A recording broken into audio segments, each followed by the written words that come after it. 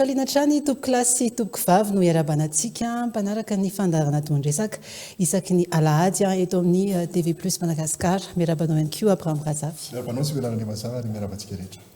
Ho amin'ity androany ity dia miavaka ny fandarantsika satria anisan'ny vaovao malaza ny lalao baolina kitra Abraham Razavy ary izay no antony novantsika izao fandarana tondresaka iresantsika mikasika ny baolina kitra izay ny toro ny baolina kitra eo ny Barea Shan eo ihany koa ny Barea A izay ho resantsika ho amin'ity androany ity noho izany dia miisa enina ny vahintsika amin'izao alina izao ary mankasitraka sahady ny famalianareo ny fanasanay eto amin'ny TV Plus Madagasikara vahiny voalohany nahandro somatsara ny fanasantsika misy any Andriamatora kotor manana entso fantatry ny maro izy amin'ny hoe tota filohan'ny CFM miarabanao tompoko. Ya, marabanareo Menada dia miarabany mpijery ihany koa manerana n'izao tontolo izao miarabanareo efatra amin'ny rahalahy miarabany président ihany koa any tany lavitra any fa dia mino fa hidona tsara amin'ny baolina. Fa iny ihany koa amin'ity androany ity Andriamatora Kotoary Soujony izay filohevitry ny Fédération Malagasy ny baolina kitra miarabanao tompoko. Fa le miaraba ihany koa anareo Menada isika mpiara-mitondresaka rehetra président fédération zay any lavitra any teknisianina indrindra fa isika mpanaraka tsy tapaka ny fandarana. Fa iny ihany koa androany misy ny avy eo amin'ny CFM misy ny avy eo amin'ny FMF nakapakafy ihany koa tsika androany Abraham satria dia ianareo no mpilalao faharoa ambin'ny folo eo amin'ny kianja anisan'izany idoda izay mpankafy kitra 7 taona nanarahana sy nankafizana baolina kitra miarabanao. Miaraba ny filohan'ny fédération any tany lavitra manaraka ny Ariady Madagasikara manaraka ny miaraba ny filohalefitry ny fédération sy ny filohan'ny CFM miaraba CFM miaraba anareo mpanao gazety sy ny teknisiana ary miaraba ny mpiara-miadevitra indrindra fa ny mpanaraka atsika eran'izao tontolo izao mpitikitra malagasy rehetra. Fa iny ihany koa amin'ity androany ity efa fantatry ny be sy ny maro izy olo malaza ihany koa Andriamatoa Nathan Mayavy izay mpanao gazety ara-panatanjahantena efa nanomboka tany amin'ny taona 3 sy 4 arivo izy no nisana izay andraikitra izay miarabanao. Miaraba Sibela Andriamazava sy Abraham Razavy miaraba ny mpanaraka ny fandarana tondresaka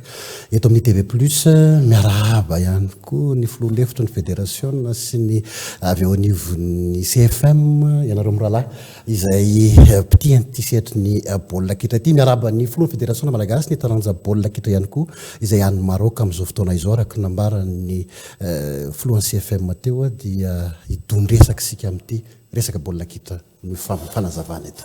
Fa iny ihany koa androany Andriamatora Andrianaivo Jérémio izay filohan'ny club Gasy Sangany miarabanao. Fa miarabany TV Plus, fa miarabany Sibela sy Abraham Razavy mipanaraka ny fandarana rehetra, fa miarabany filohan'ny Fédération Malagasy Football, ny filohan'ny CFM, ny filohalefitry ny fédération, ary koa ianareo mirahalahy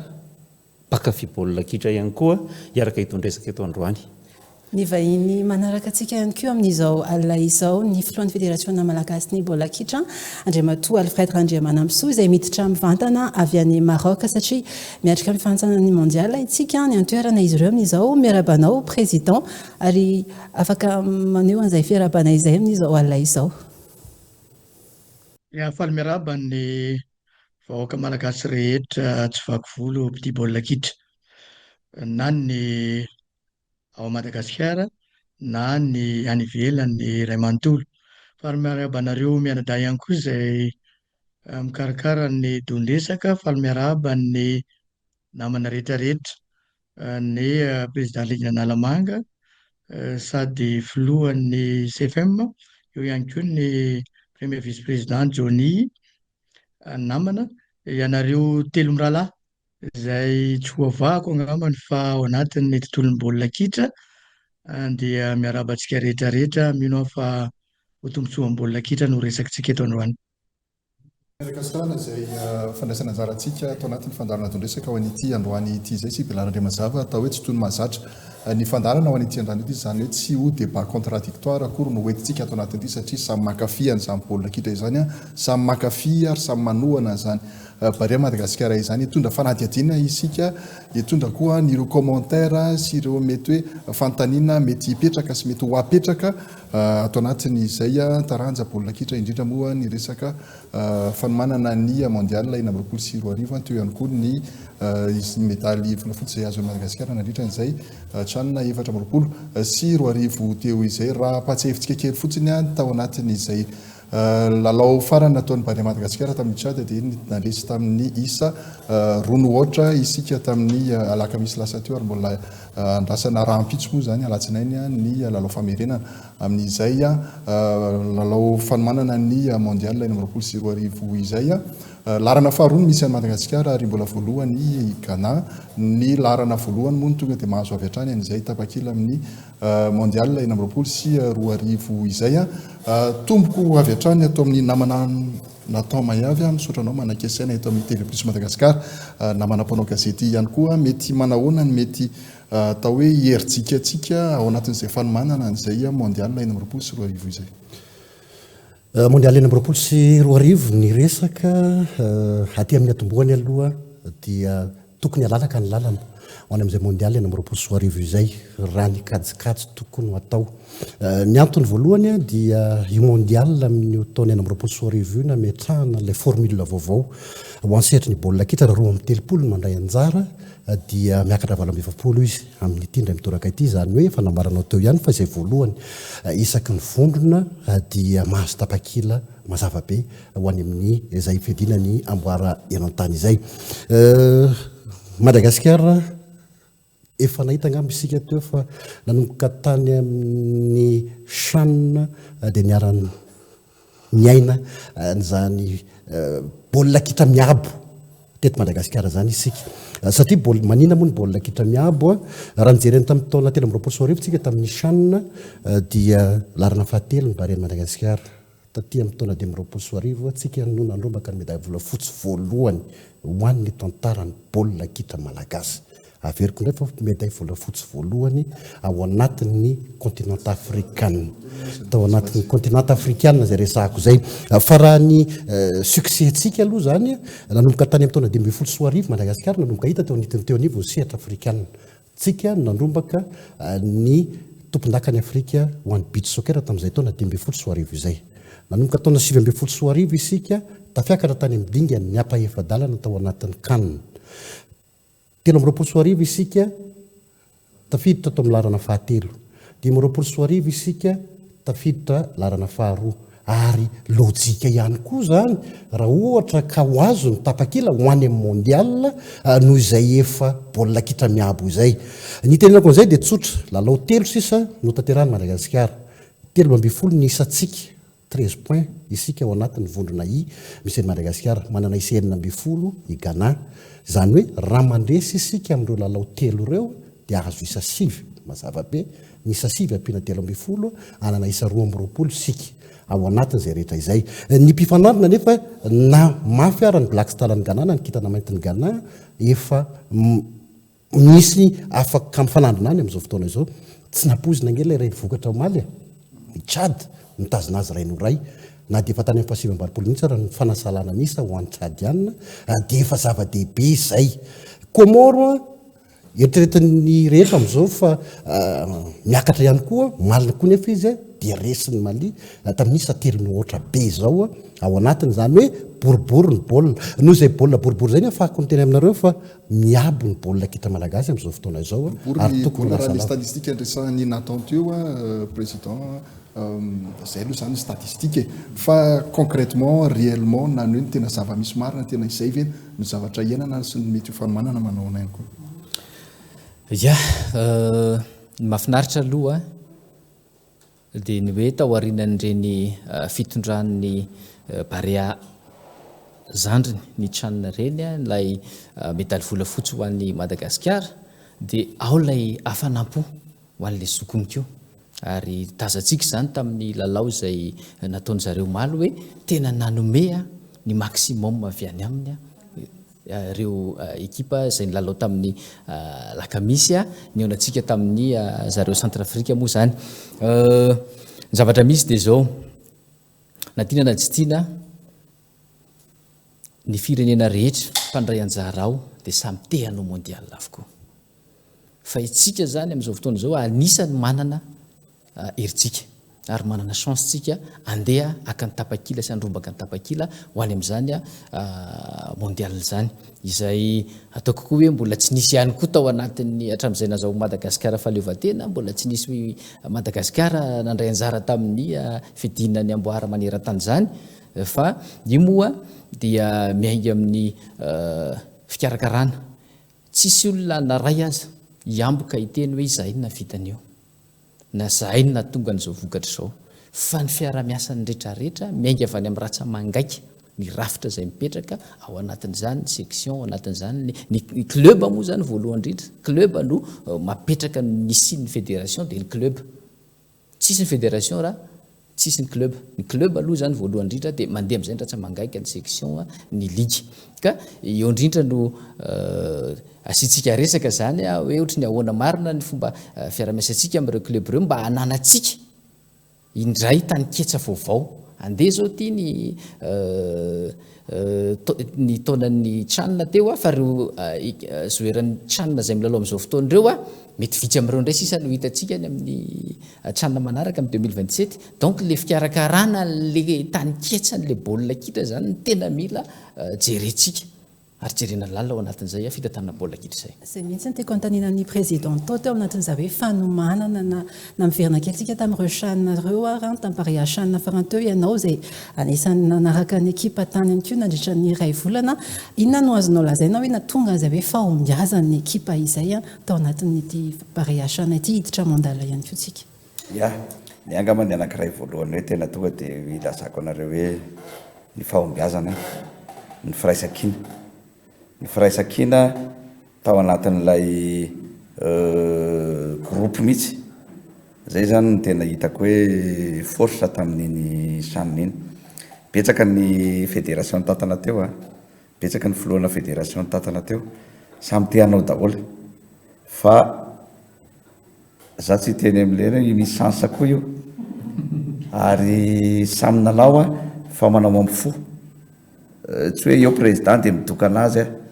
zay koa na hoe mpitondra club anazy teo aloha mahalala tsara ny fomba fitondrana joueur anatina fifaninanana ohatran'ireny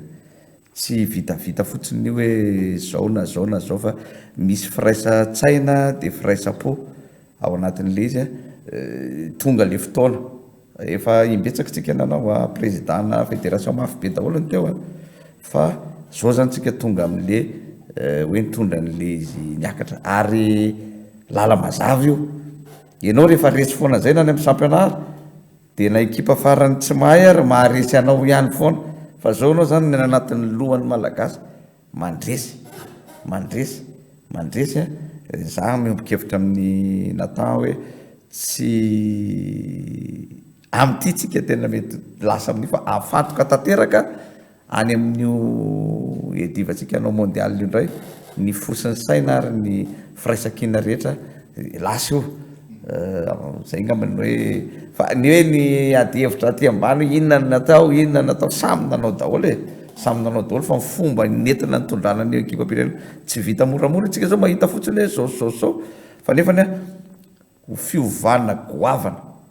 amin'ny baolina kitra malagasy nanaovan'iny chanina iny sy ny hafahantsika mandray anjara mondial zany amin'ny lafiny rehetra io ary zay mbola maketrika na hoe mahatafiditra atsika na club any anaty match de groupe zany koa matsy mbola tsisy koa zany tao anatin'ny mpolo taona mampiova zavatra be deaibe io amin'ny andraisan'ny olona atsika zany na au niveau an'ny CAF na au niveau an'ny FIFA Madagascar is ready for everything ao sy daka anatin'ny interview Doda manao ny mety fijirinao sy ny réaction par rapport amin'izay match fito amin'ny telopolo taona zay nijery baolina tantaray kely aloha hatramin'ny 1988 no folo taona teo eo netiny dadana iny niditra n'izany mamasina voalohany ta mbola kianja kely hitako ny nizadritra nafinaritra indrindra ny hoe lalao voalohany tsara indrindra nijereko tamaosana dia le final na Jeux des Îles voavita izy tamin'izany tamin'izy vo 45 000 place voalohany 4-0 fa izy io mantsy nahena ny kafy tam'izany ny 40 000 place izy tamin'le vola mbola tsy vita tamin'ny stade municipal dia nahenany kafy be ny toerana. Hitako koa nanasazin'ny fifahan'ny Madagasikara roa taona tsy afaka nanao baolina satria tsy nisy résultat. Hitako koa ny fahoriana voalohany tsika ilay saika nanao kanina 94 retsin'ny Zambie na dia tokony ho tafakatra raha match nul. Mamy sy mangidy rehetrarehetra zany dia hita teo tamin'ny ty resaka foot ty fa fa nitenisany nafinaritra aloha dia resaka tranina sy kanina ty nampiakana ampiova zavatra be dia be le ny fitanam-pony rehetra tamin'le kanina 2022 izy io voalohany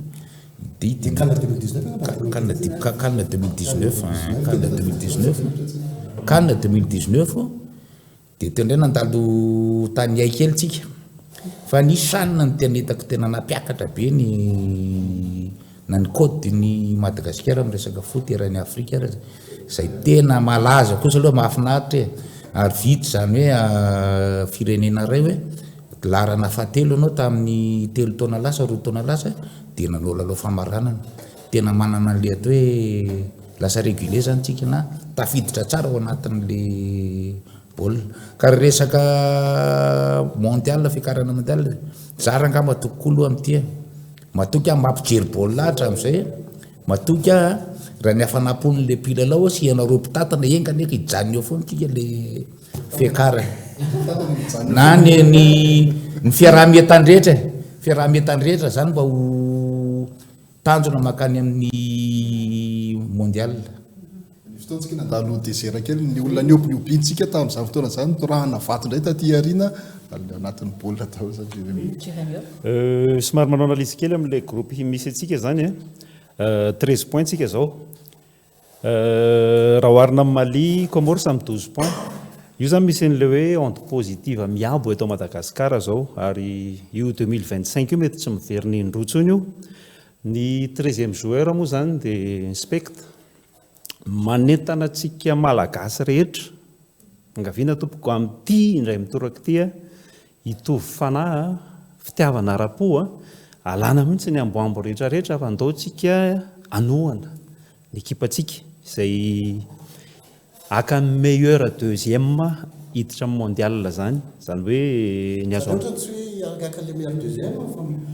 fijeriko lelanao mbola manana sanjily sika amin'izao zany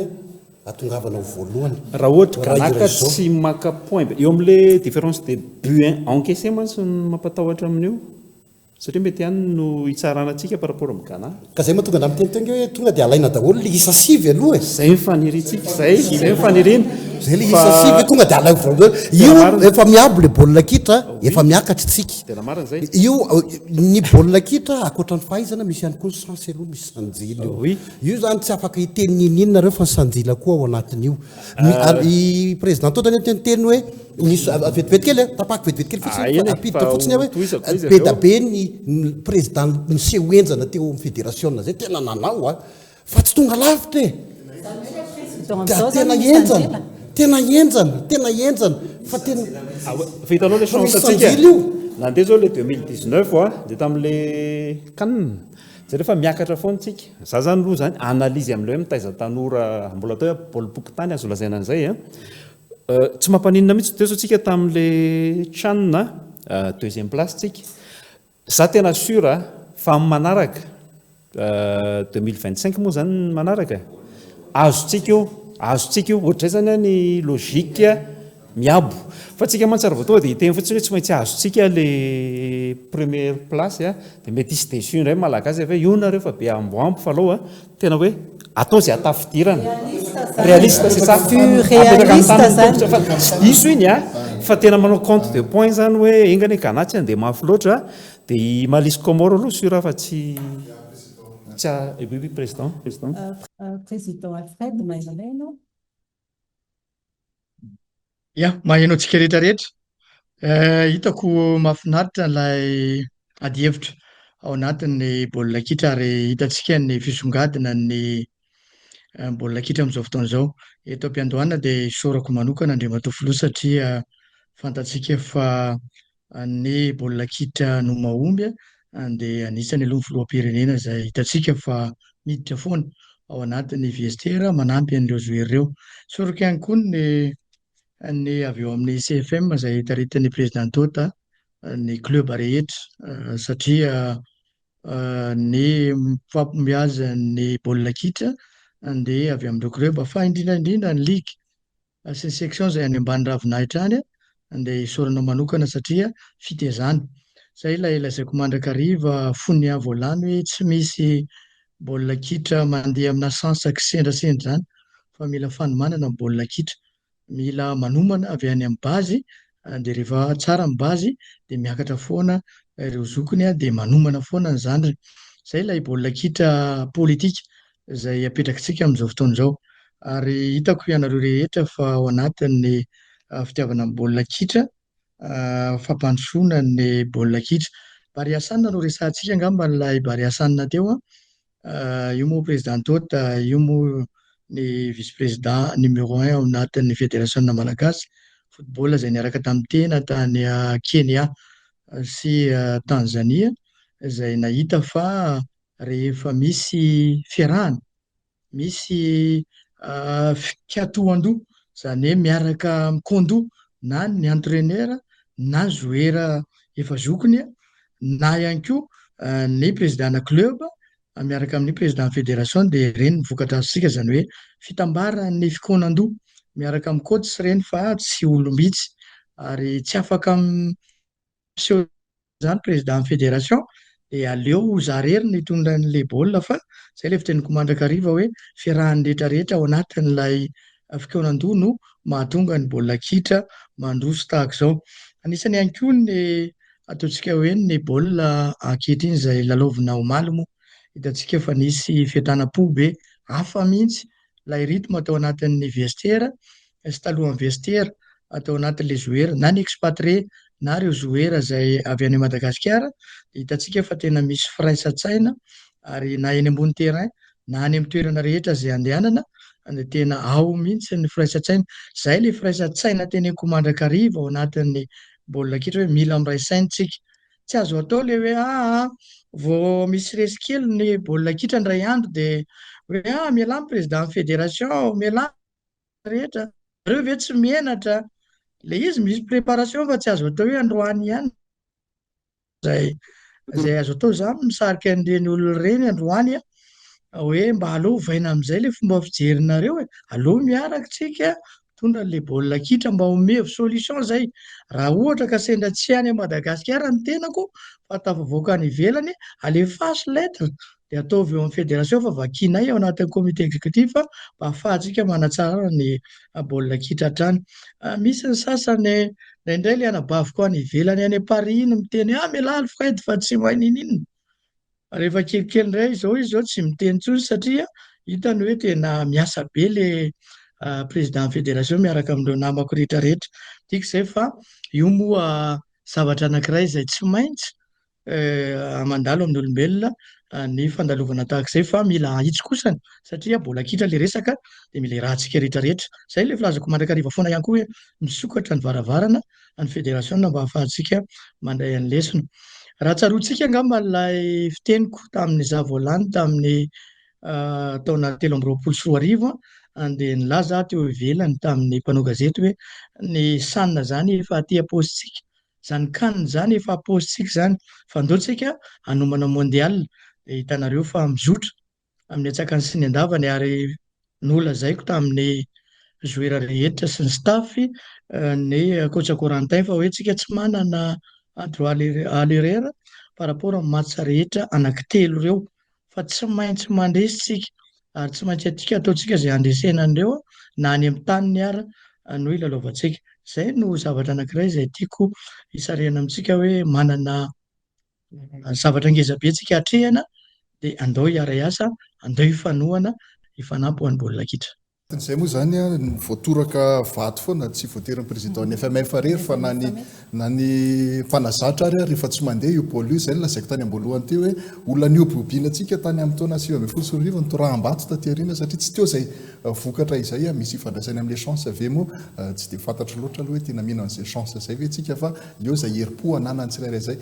na dia matao hoe mahandresy amin'le match anankitelo ary ange tsika mbola miankina betsaka amin'ny match ataon'ny Ghana koa nge ohatra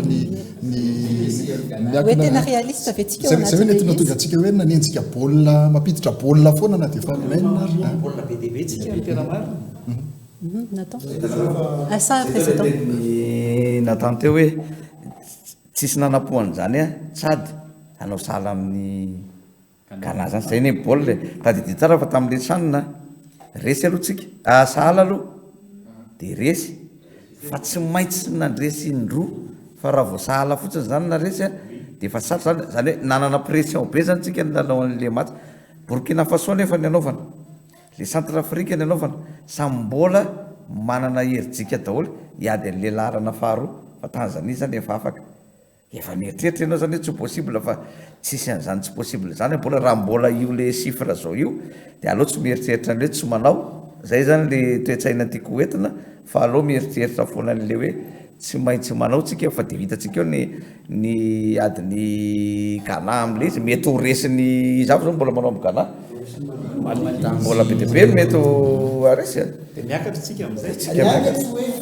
tsoroko aminareo zany tsy manao hoe pessimiste be tonga dia hoe lasitsika fa ny ahy zany a optimiste hoe andao alaina le isa 5 ambiny dia rehefa eo ampelantanana le isa 5 ambiny a izay vao mieritreritra amin'izay hoe aiza lay vitana fa izao vitana efa mandeha zao a mahazo io amiko le vitana to efa nanantsika ny baolina kitra ne andraso aloha fa misy tantarany ihany koa ny baolina kitra ny vokatra amin'izao tompoko amin'ny taona 2024 zao a tadidio fa tsy izao no niasana tao anatin'io efa nisy asa natao tany aloha tany mety isy olona tadidiny ama miray latabatra amiko zao fa nisy politika napetraka ny génération 2000 ao ansehatry ny baolina kitra dia io génération 2000 io milalao amin'izao fotoana izao ny dikan'izay raha hiasa ho an'ny taona 7 tsika sy 5 ny miasa ho an'izay fa efa niasa taty aloha taty ny dikan'izay zany lay bazy ny fototra rehetra efa napetraka tany nanomboka tany amin'izay génération 2000 zay satria ny génération 2000 tompoko ireo milalao amin'izao fotoana izao reo raha ratsy bazy le napetraka tarehan'le politika metahana le génération 2000 tsy ohatr'izao ny vokatra ka tsika tsy antsony aloha fa tsika zany zao hoe fotoana fo io a matsatelo a ahoana ny ahafahantsika manao ny mondial io dikan'izay tena tokony mandray andraikitra daholo ny rehetrarehetra manomboka niny sanina teo iny hoe inona tsy hampisy olana mbola be dia be ne ny olana ao anatin'le izy dikan'izay tiako tenenina hoe politika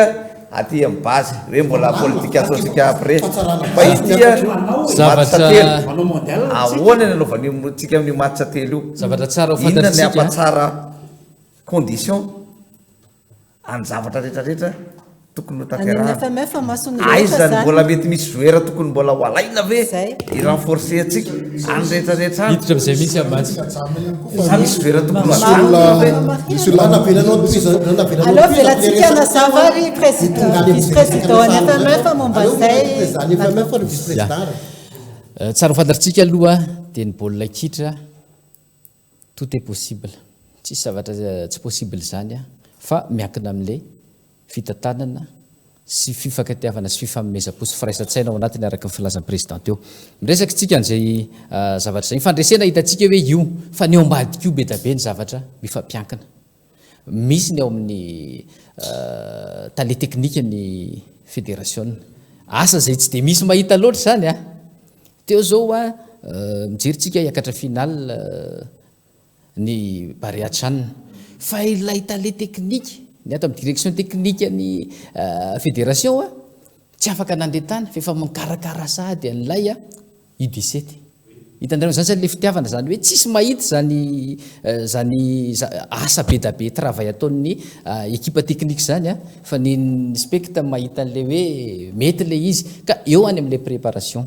dia mitenitsika amin'le hoe iza ny tokony alefa, iza ny tokony ho ajanona eo amin'le resaka sélectionnaire. Ny sélectionnaire ny coach ho anay ato anivon'ny fédération tena napetraka mihitsy zay hoe tsika tsy mitsabaka amin'ny andraikitry ny technician fa tsaraintsika amin'ny résultat izy. Io manko ninjehana foana fédération hatramin'izay le hoe zanak'anabavy fa amin'izao fotoana izao tompom-baolina amin'izao fotoana izao tena za tena mijoro za en tant que hoe membre ny comité exécutif ao anatin'ny fédération tena miady mihitsy an'izay hoe tsisy le zanak'anabavy fa zao misy zanak'anabavy anankiray niteraka resabe teo tamin'ny zanaka CE mihitsy izy fa za tena niteny tamin'ny coach ary fampiresahanay tao amin'ny fivorina hoe raha ohatra kosa ka mahay sy mahafeny fepetra ve le bandy fa tana mahafato anazy ve nisin'le ray aman-dreniny tao anatin'le fitantarana baolina kitra. Dia niteniko moa le ray aman-dreniny hoe raha ohatra coach ka tena tsy mavoa le bandy keliko dia ajanony fa raha hitanao kosa fa mety ilaina izy dia alefaso andeha amiko zany tena ny anazy zay mahay no andeha ary ty afatra foana apitako raha ohatra ka mbola tsy mafe hita fa mbola tsy mafe mifepetra mbola manana heritaona roa taona rangaiko kotranana dana miverina mikotrana aloha amin'ny heritaona efa mahay dia afaka mandeha. Ny fitenena kely raha ohatra ka sitratsika par rapport amin'ilay niteneny namana Nathan teo, namana Nathan efa nanomboka 1962 ingatsika nitafiditra tao anatin'ny baolina kitra zay ny nanorina ny fédération voalohany. Donc efa nanao préparation foana zany fa tsy hoe génération 2000 vao nisy préparation fa nanomboka tamin'izany tsika dia efa nanao midika zay fa le travail zay efa nolazaiko teo efa nandeha tany aloha tany fa tsika zao no anisany mametraka ilay politika tena hoe politique de relève. Raha tsarotsika amin'izao fotoana izao manana ilay TDS ilay mitaizaka izy 5 taona amin'ny 3 province anisany efa mitsangana koa ny ao Antananarivo satria nangatahako manokana teo anivon'ny FIFA hoe aleo mba asiana Antananarivo no fahabetsahan'ireo club zany hoe ilay club élite sy ilay académie kely zay efa mivonona be dia be dia iray no mahatonga zay tika zay fa any amin'le relève tsika préparé efa tany aloha tany zany préparation. Donc tsika zany ao anatin'le fotoana fotsiny mametraka ilay politika hoe aiza sika no apetraka reto ankizy reto arakaraka an'izay fahaizanao zay no anisany anankiray hitondrako an'iny hoe Carillon efa hotokanana amin'ny volana novambra ametrahana an'ireo centre mba hipetrahan'ilay ankizy ahafahantsika mametraka tena hoe académie manomboka 15 ans miakatra 17 ans izy dia lasa indray izy mandeha U20 sy U23 zany hoe misy suite foana lay politique de relève amin'izao fotoana izao mba ahafahantsika tsy makatrony an'ireo joueur lay ataontsika hoe andeha mbola hikatro do be any ivelany fa efa manana base tsika zay mivoaka avy ao a Madagasikara. Eo ihany koa ny ataontsika hoe fanatsarahana ho an'ny baolina kitra anangana siège vaovao ny baolina kitra tsika amin'ity taona 2026 io zany hoe anisany anankiray zay goavana fanamby nomeny FIFA tsika takalo lay tenako tsy nilatsaka ho CAF daholo zany rehetrarehetra zany ho commission ny CAF zany rehetrarehetra zany dika zay fa misy fandeferana tsy ny ataontsika hoe tsy ny ampopohan'ny tena na tsy ny zavatra ho an'ny tena fa ho an'ny malagasy ray manontolo zay zavatra rehetrarehetra zay hiarakantsika hitondra ny Barea mba ahafahantsika mandeha lavitra kokoa fa misy ihany koa lay atao tapaka hoe arahantsika ihany aloha fa miverina ihany président efa avy eo hitota ny resaka voalohany teo hoe relève hoe efa nandeha ny rehetrarehetra misy zavatra teneniko ny any Nathan misy marina kosa aloha le izy hoe ny fotoantsika tsy nanana kosa aloha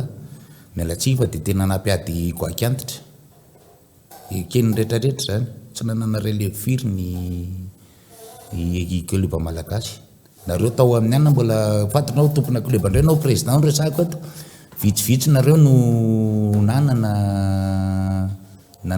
académie madinika akoatra ny ajesay izay mandeha tsara kosa inazy zay tontoloko dia nareo CFFA koa zany efa manao dia nisy le académie ny atsika zay tsisy tsony zao ny académie ny atsika sy ny CFFA dia niampy ny ajesay nanaovantsika ny CAN 2019 raha tsy diso satria maromaro tamindreo sy ny pilalao avy any ivelany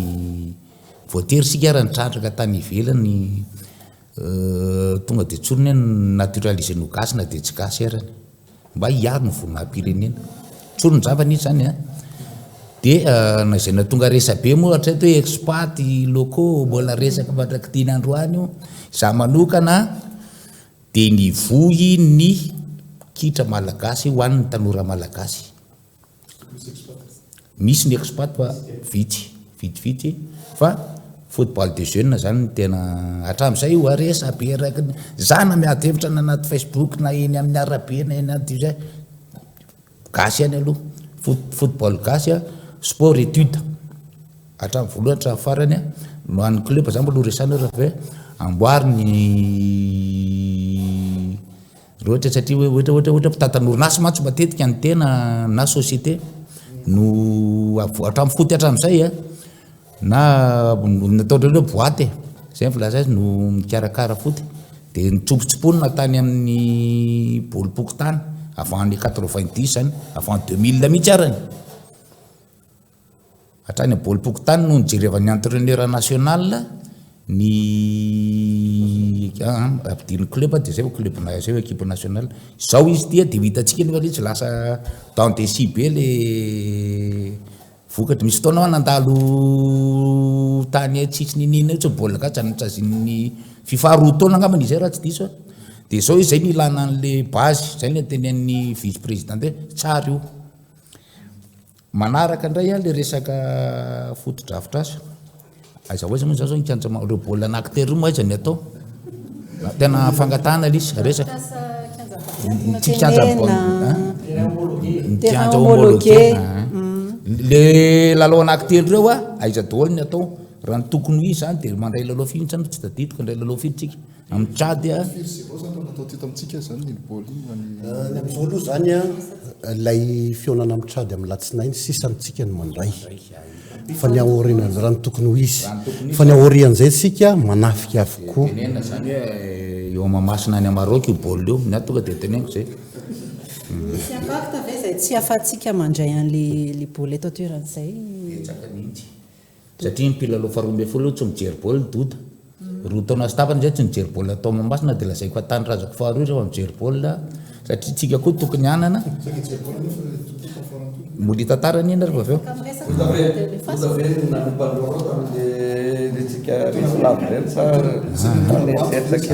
eo mialatsiny zay sy coach Roro mpinamana tena mpinamana hatramin'izay ary mandraky tiany androany za tsy nanompa dupé le manompa maro fomba firesaka le manompa fa situation supporter mihitsy situation supporter 2023 tany a Carillon taminy andehanao niny chaniny iny hitako daholo ny problème an'ireo bandy reo a nanasa lamba-taria am'le moron-drano taria le rano tokana kely ny sotroana tao a le katany Carillon ny lasa resa be zany tany tamin'iny nomeko taorinako anao a nameko isan'ny anankiray aminy mandeha lavitra laisany hoa tonga dia zay ny resaka tamin'ireo bandy teo amin'le kaiky ny terrain io ataoko a baolina na izao ny condition ary fa dia mandehana lavitra ny avenir jerena nahazo larana fahatelo tsika farany teo farany teo président faharoa vice président nizy mandehanana ny Barea entraînement andro alina novoriany roro reo vita naturel dia natinao boribory teo zany miteny fa tafakatra final nareo zany ka magasany teny an'izany voalohany hoe isan'ny anankefatra fahavoriana reo a tazomy ny zavatra vita tamin'ny telo taona lasa io izy io tafakatra final hoe tamin'ny voalohany zany tsy dia nirara iny reo ankizy reo fa rehefa nanomboka nisy vokatra zay vao tonga daholo ny olona condition tamin'ny telo taona kosa aloha dia miala tsiny le raha tsika nahitanga ino zany tany Carillon tsisy nininona tao fa ratsy amin'le raha nkely raha mandeha rembadika ary dia nomboka teo azo hoe azona mahery fo zany Barea Madagasikara mahery fo reo bandy reo nahazo tsotra voaloha rany tenenantsika raha ohatra tsika tena dia hanova ny baolina kitra eto tanàna miainga amin'ny fahazahoana vokatra ohatran'ireny zany hoe somary mivadika kely le izy satria tsika efa lasa ambony tsy eritreritra ntsony tsika efa nanina moa tsika ny tonga teto fa ny atao amin'io a raha mahazo an'izany sanina zany na hoe manao mondial fotsiny tsy orininina tsony ny baolina kitra zany aneny mampatanjaka le firenena sasany amin'le baolina kitra tsika ne raha mihoatra ny firenena sasany fitantanana baolina kitra tao Madagasikara io mampome dia mba nanontanian'le olona tany Burkina Faso za zany mba linalina dia nanontany ahoana misotro kafe eo ahoana ny anareo ny fandehan'ny championnat 12 ny anay mamian'izao ny état mamian'izao ny fédération miantoka ny karana ary ny anareo izy dia tsy niteny satria ny olona efa manana na ny financement amin'io ary tsy mitovy raha tsika inonanao saniny iny zao dia jereo ny raha antsika fa moramora amin'ny fédération président ny mangata-javatra na au niveau an'ny FIFA na au niveau an'ny CAF satria ianao hita samy nanatrika teo daholo ny président rotota hoe ay tsy azo ambanina mihitsy Madagasikara fa raha tsisy vokatra ianao no angataka komika be ary misy zavatra efa mipetraka eo raha manao mondial ohatr'izay koa le miditra anaty phase de groupe amin'ny club raha tafiditra anaty phase de groupe koa ne dia efa tsy toko tsofirona dia tadidio ty teniko ty fa tsy hoe ty vola le rangaha io tsy misy zavatra mihodina zany raha tsy misy vola aza manofy zay zany ny afatra kely ka itsika raha te hoe hanova baolina kitra mila mifantoka tanteraka amin'ny chance kely tsika io ho an'ny mondial io ohatra zavatra tiako tena fa mety hoe miteniteny foana misy avion spécial ve mitondra ny drala makany amin'izay alehany ohatra hitady zoera vetyko fa tsy mbola problème be mijanona adiny enina lana nen'olona mandeha satria ohatrany manao investissement mihitsy ane io mijanona adiny enina ianao Addis Abeba fantatra tsony tongotra nefa ianao no baolina ny rafakapitso zay le volina tsotra nefa tsy afaka miatsika koa ianao fa inona tsy amin'ny firenena mihitsy no manao hoe alohanareo alefa mandeha direct tany Maroc ohatra lany aninona le zalava any Paris miangona eo nareo dia toa dia manao an'izao fa tiako ambara andao ifantoka kely amin'io aloha tiako iverenana kely resaka homologation na terrain teo taoarinan'ny tsaro fantatritsika fa taoarinan'ny nazahoantsika ny larana faharoa teto Afrika tamin'iny fifaninanana iny dia ny CAF sy ny FIFA mihitsy no niteny taty amin'ny fédération malagasy ny baolina kitra ny hoe tsy logika ny hoe ianareo numéro 2 eto Afrika nefa tsy manana terrain na ray aza homologué dia mila manao nareo engagement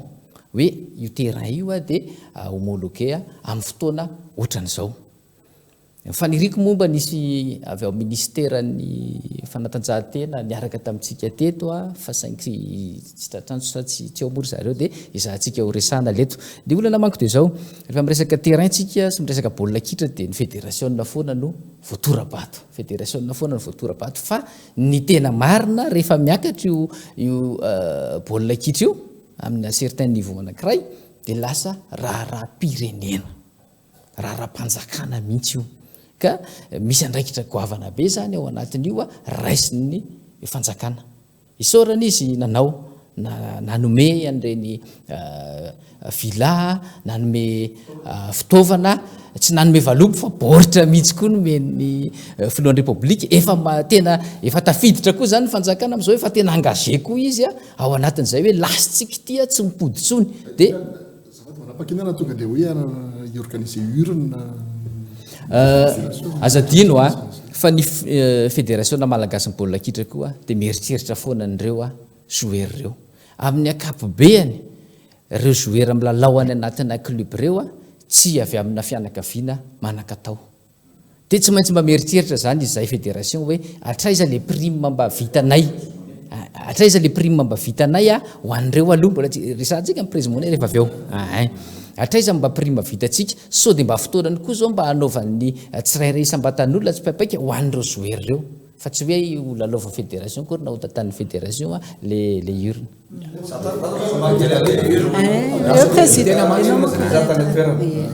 urne io zany neritreretina tany ny hoe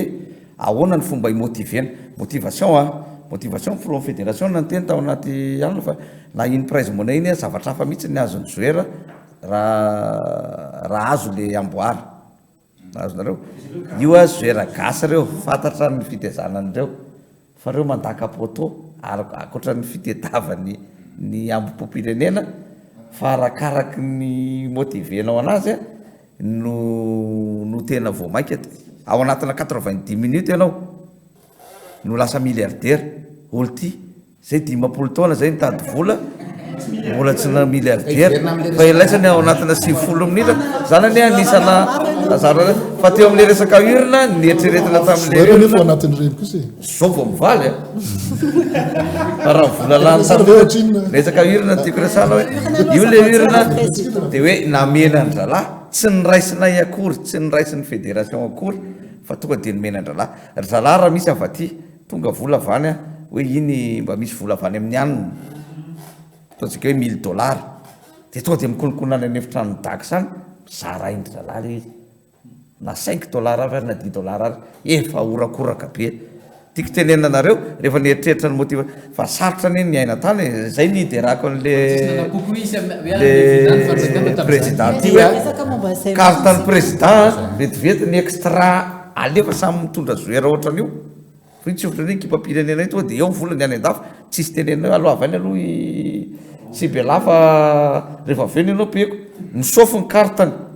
cartany personnel mifona fa tena singa ray anisa zay le hoe olona mitatana de olona niaraka tamin'le ekipa tao a de nafoya de tsy nisy olana de nietinety ho azy daholo ao le vitana fa aoko le fandraisana ndraiky trany de le urina zany le treretina hoe omena ndrala tany amin'ny efitranony tany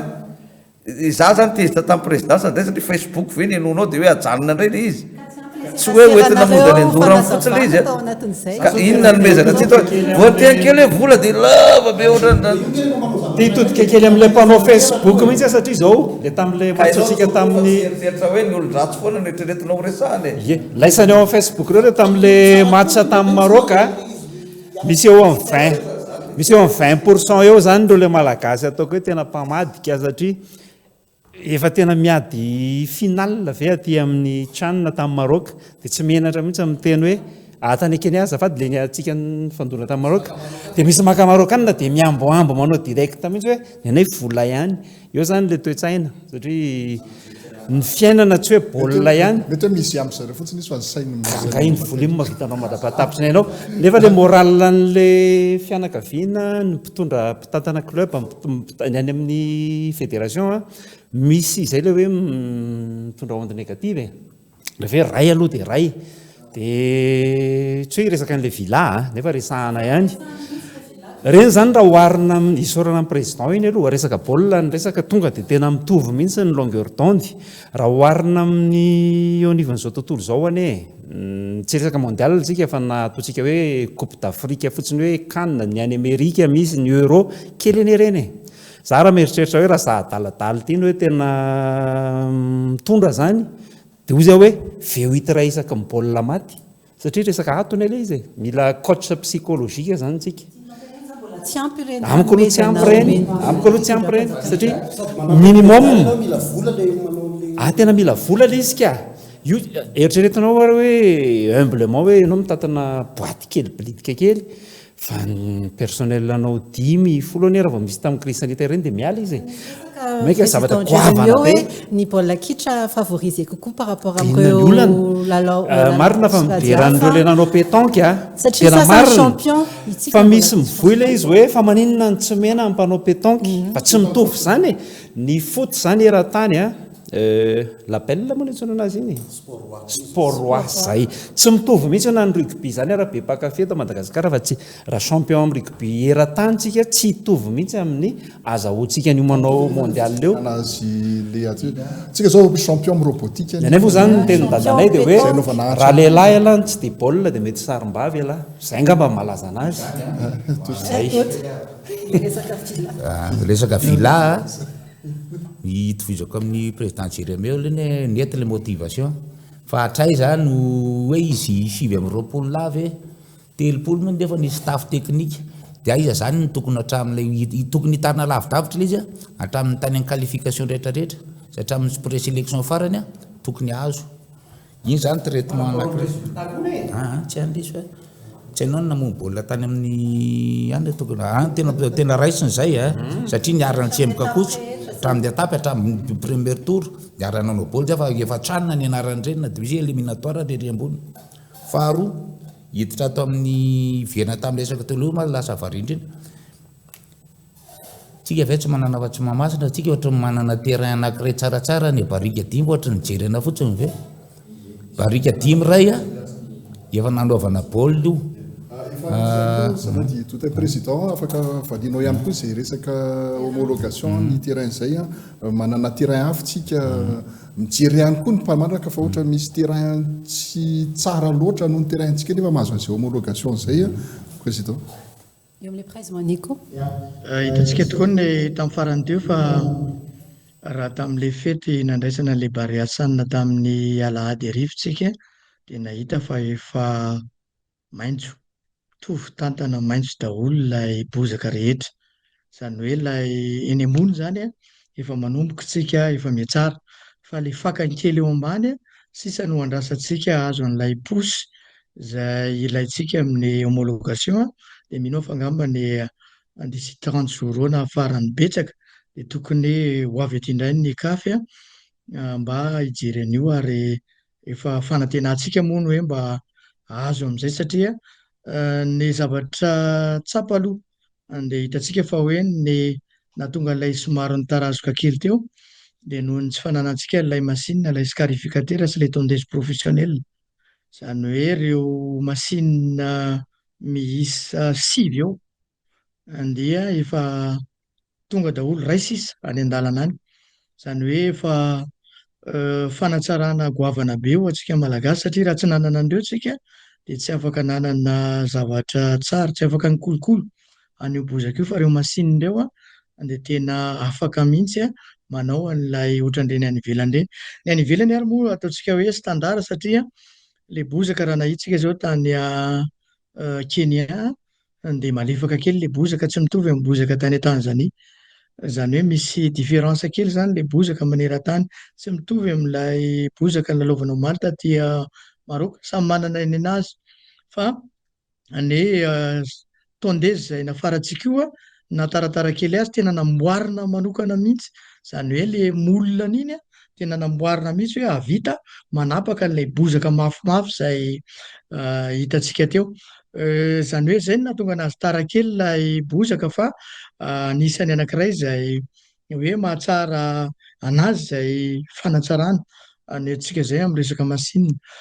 mino aho fa amin'ny volana oktobra io hitantsika ny responsable ankafo moa izay efa nifampiresahako tamin'ny farany teo tamin'ny matsa tany Kenya dia miandry fotsiny tsika n'ilay bozaka io azo an'ilay tanjona antsika dia ho avy izy ireo mino a partir an'izay fa tsy maintsy ho azontsika ary hitantsika koa tamin'ny conseil des ministres farany teo misy ireo pitsopitsony ao vestiaire ilay asiana n'ilay coussin raha marimarina kokoa mba halemilemy ilay joueur dia ametrahana n'ilay tiroara fametrahana firavaka ny joueur izay ilay tsy ampy eo amin'ny vestiaire dia ny sasany ilay barrière ilay ery amin'ny fanasarahana ny spectateur ny autre sy ny malagasy misy karazany 7 na 8 sisa no andalana fanamboarana amin'izao fotoana izao dia feno tanteraka Mahamasina ary mino aho fa rehefa feno izay amin'ny fepetra izay dia ankatoavin'ny kafo satria ny kafo tsy misy an'izany hoe Madagasikara zao na firenena Maurice zao tsy manao an'izay fa ny kafo sy ny FIFA dia ny hoe mavita règle de l'art ho an'ny foto-drafitrasa iray ny firenena iray dia azo homologena izay no mahatonga ana miteny mandrakariva tsy diso ny fitenenako hoe raha tsy namboatra an'io Mahamasina io Madagasikara dia mitovy amin'ny Tchad sy Centrafrika izany hoe ireo tsy manana terrain izay homologena dia anisany misy impact be dia be ao anatin'ny fanampiany FIFA sy ny CAF an'ilay firenena anankiray ilay tsy hananany firenena anankiray terrain izay homologena izay dia anisan'ny zavatra lehibe ary sorako manokana monsieur le ministre ny CNVH eto fa vita maly ilay sonia izay misy an'izay zavatra izay izany hoe promesse fa anao an'ilay famitana an'ireo zavatra ireo dia iny alefan'ny FIFA sy ny CAF dia hitan'zareo hoe Madagasikara izany vonona anao an'ilay urne présidence tsy anao an'ilay terrain izay rahantsika fa maro dia maro tany amin'ny tambazotra tany hoe ny Mahamasina ve hohanina fa zao izy tena azo hohanina satria nandresitsika amin'ny sanina tsara be tsika amin'ny mondial tena fihinana zany zao mamasina ary andrasany rehetrarehetra mihitsy hoe ina reny mba ilalao baolina eo lay zazakelitsika zay ho relève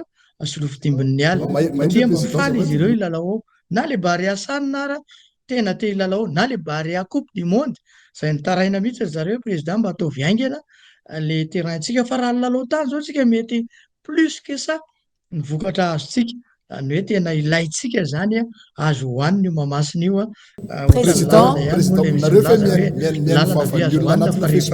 mandalo kely mandeha amin'ny taxi brosy ianao de mahita hoe tena marary tokony amboarina ty lalana ty zany hoe fihinana koa zany le lalana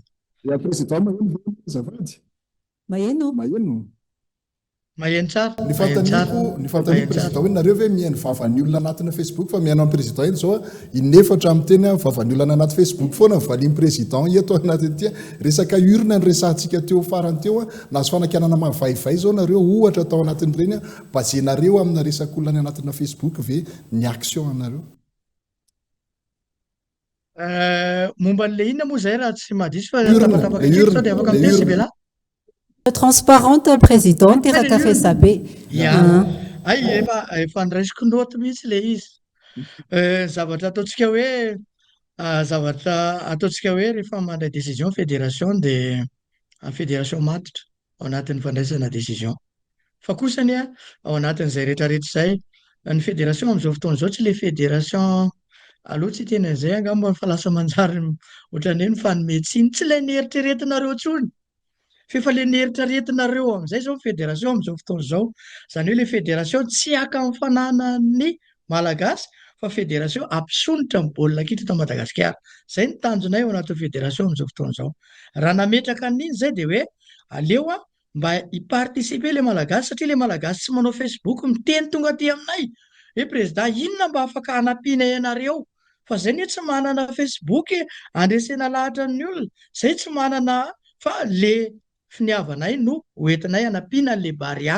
zay tonga aminay de inona nentinay hoe reto tsy manana Facebook reto ary inona mba ataony reto zany de zay na tonga anay nanapa-kevitra fa iny tena anisan'ny zavatra anankiray tsara iny raha azony joueur efa marina ozy nareo any anaty tambazotra any hoe reo efa mahazo vola be marina zay fa reo olona tena kely ngizany vola azontsika zany mihoatra amin'ireo firenena afrikana reo de nio tsara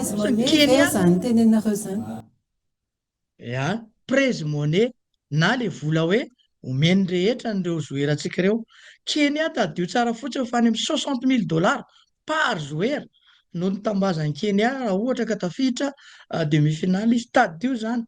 fa reo joueur atsika reo zao izy vao mba manana ary zao izy vao tokony hanana no aviny zay no nahatonga reto amin'ny fédération hoe reto ataontsika mivata mangarahara isaitsika mangarahara atolotra ny joueur rehefa tonga mahamasina hoe 5 vata reto de omentsika ny joueur tsy misy makany amin'ny fédération nareo même insuline vola kenianina fa tena hoe mangarahara na amezana azy mety mino fa ozy nareo hoe tsy nety lay communication fa amin'ny fédération na manomboka zao raha vao mandray anjara ka mandray andraikitra de zavatra tsara zay positive eo le fédération na manomboka zao fa aza atao raisina négatif satria ireo mba manana maha-izy azy daholo angereo même ireo izy mirahalahy zay président ligue analamanga vice président ny fédération amin'izao fotoana zao tsy hanombotra nainariary amin'ny urne izy fa hitondra zavatra tsara ho an'le joueur rehetrarehetra mpitikerakera Facebook mpikerakira fanatanjahantena andeontsika hiara-netana raisy positif lay solution zay atolotra ny fédération fa aza sotomina fa samy hafa ny fédération nataloha hafa ny fédération amin'izao fotoana zao zay indrindra tiako antanina président tota satria maro koa mifanehoto-kevitra ato anatin'izay hoe aiza ihany koa ny fankasitrahana ny club fankasitrahana ny hafa zay niara-nisalata anatiny hoe fanohanana ny joueur reo ihany koa ina ny amalinao an'izay kely zay le hoe resaka club zay somary hoe nakarirary ny filohana club zay hoe antony atenin'ny président Johnny teo hoe tsy ny filohana club rery na tonga raha zay ndray ny olana ity firaisakinany rehetrarehetra fa nisy singa ray lehibe na tonga atsika tamin'izao ny filohana club satria izy no mandany vola amin'ireo isan'andro dia avy eo mandray ny coach ny équipe-pirenena dia manao an'le izy. Ny filohana club tsy tady villa, ny filohana club tsy nitady hoe prize money amin'ny boy kely, fa ny filohan'ny club mba mila considération nga raha izay ny tiako. Joueur ihany nareo zany vao mahazo ny anjaranareo. Ahoana izy Rehefa mahalafo joueur ihany zany nareo vao indray anay manokana iny tsy adivanay aminareo hoatery koa ny anjaranareo rehefa anona le izy fa izay considération zay le zany satria zay nahatsapa fa tsy misy zay. Rehefa mandeha ny resaka wakatsa makeromakero tsy misy mihitsy le za moa zany no miresaka mananafa le président club reo betsaka be tsy miteny fa marary fo anaty dia mampita hoe ianina ndray ve mipetrahanao amin'le toeran'le izy ohatra tonga teny za mivantana ty mo dia mivantana tonga teny avoloha misy membre naseo miaratsiny amin'ny président tsy mijery baolina akory tsy mivorontsony akory nahazo an'ilay izy izahay le filohana club tena nitototra tsy nahazo iny baolitra iny resahako iny fa tsy miady vola ny volan'ny président club raha zavatra oatra zany eny makarary fo kely ao anatin'le izy fa raha miteny moa zany re président ohatra zao tsika rava ny zanakala fa heureusement ny équipe-nay ny zoeranay tao amin'ny zanakala miparitaka lasa elzeko lasa disciple lasa de hita le izy zoeran'ny zanakala zao iny gôny iny eo amin'ny CFFA iny izy iny lasa tany fa raha ravarava ohatra zay daholo ary fa ny vola ny baolina kitra tao Madagasikara mbola vola mivoaka fotsiny fa vitsy ny mahazo retour firy taona nanaovako baolina fa voavolan-drakolona sy neny lalaina no mety hoe tena taberina taty club fa sitraka zany no azo rehefa vita ndray nefa le izy tsy misy sitraka kely akory adininy olona eo le olana kely fa tsy misy raha faharoa za mba miteny antsika pity baolina kitra sepitatana raha io président ny république amin'izao io itsika ny tsy mahazo titre tsy azo tsontsika satria anisan'ny olona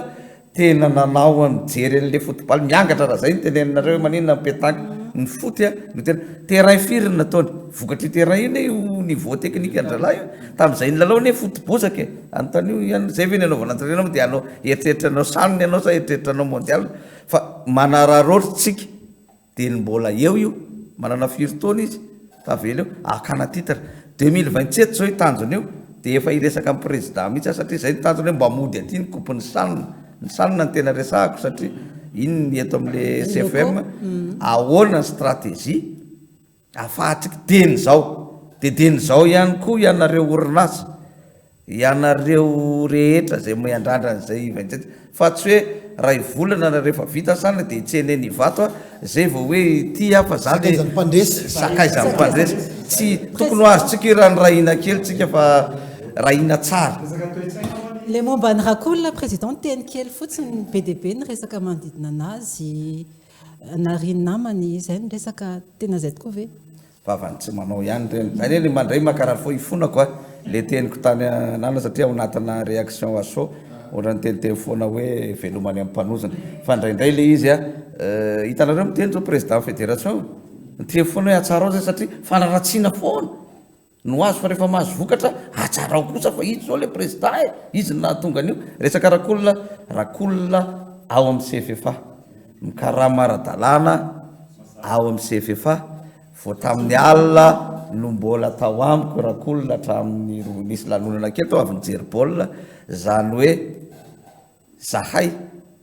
dia ohatrany ao anatina ekipa anankiray famille anankiray niatrika zay zavatra rehetra ny atrehan'ny rakolona raha iteny vaovao ray aminareo hoe anisany tsy nahazahoany CFFA amboara tamin'ity indray mitoraka ity ny fanojo tao amin'ny kahan-drakolona any anaty misovera ny situation nazo ny famiany nandaka penalty le ria nitonga izy andaka nefa le situation nefa mafy be tsy maty ny zoera rehetrarehetra sy ny dirigeant kanitranga le ka hatramin'ny roa maraina tsy matoa nefa maty sandeha zany ny zavatra nitranga tsy tratsany olo zany tsy voatera zavaiko amin'ny Facebook perso hoe le izy sa hoe nandray fanapahan-kevitra ny fédération hoe aloha aloha izy aloha stand by kely na ohatra izany amin'iny io ndray performance zay ka zay ny tena tsara zavainana hoe zay communication zay raha tena mpitatana ianao sy miady an'izany araka tenin'ny président zao nanana ny Cristiano afaka ny divako hoe nanana ny dadafarana izy fa blessé dia tsy izany ny tokony hampandrosotsika baolina fa ometsika ny mpanazatra ny sélectionnenany io zay sélection zay ny zavatra azo atao ary nafinahitra ny roaro tany nafinahitra araka ny tenin'ny président io azo edina hevitra